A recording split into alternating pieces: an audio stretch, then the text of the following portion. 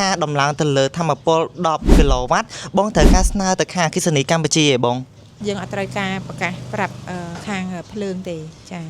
តើតើជាមួយនឹងការប្រើប្រាស់នៅក្នុងគេហដ្ឋានបងជាក់ស្ដែងហ្មងណាបងប្រើប្រាស់ទៅលើអីខ្លះដែរបងអាចទៅចង្អុលបង្ហាញបន្តិចបានទេប្រើហ្នឹងគឺមើលម៉ាស៊ីនត្រជាក់2ដែលប្រើរាល់ថ្ងៃហ្មងទូទឹកកកក្លាសសេធម្មតានឹង4ទូកក2ម៉ាស៊ីនផលិតទឹកកក1ម៉ាស៊ីនកាហ្វេឆុងដៃ2អាហ្នឹងស៊ីខ្លាំង4100វ៉ាត់អាហ្នឹង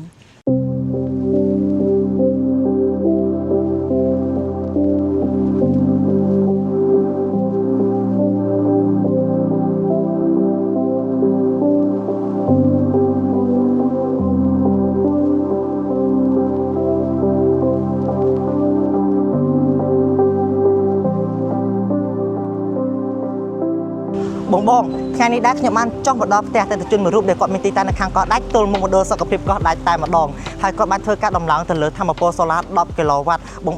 ងកន្លែងទៅខាងក្រៅខ្ញុំបន្តិចនេះគឺជាផ្ទះរបស់គាត់តែម្ដងហើយផ្ទះរបស់គាត់គឺជាផ្ទះប្រភេទអាជីវកម្មឥឡូវកុំឲ្យខាតពេលយូរតោះទៅជួបជាមួយនឹងបងស្រីទាំងអស់គ្នា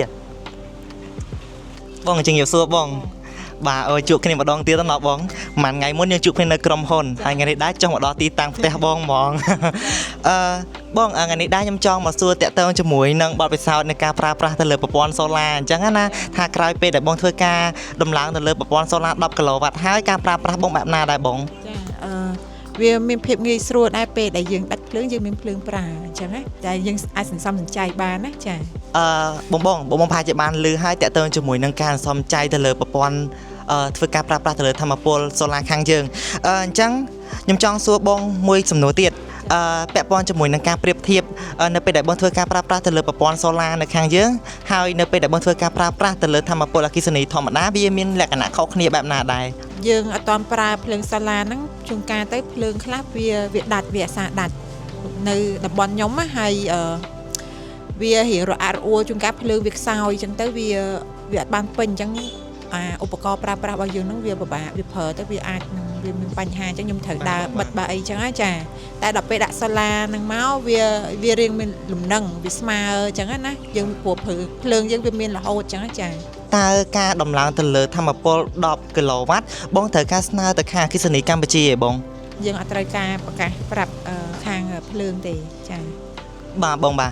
ថងចំណុចនេះគឺខ្ញុំចង់បញ្ជាក់ជូនទៅដល់បងដែរតាក់ទងជាមួយនឹងការដំឡើងទៅលើធម្មពល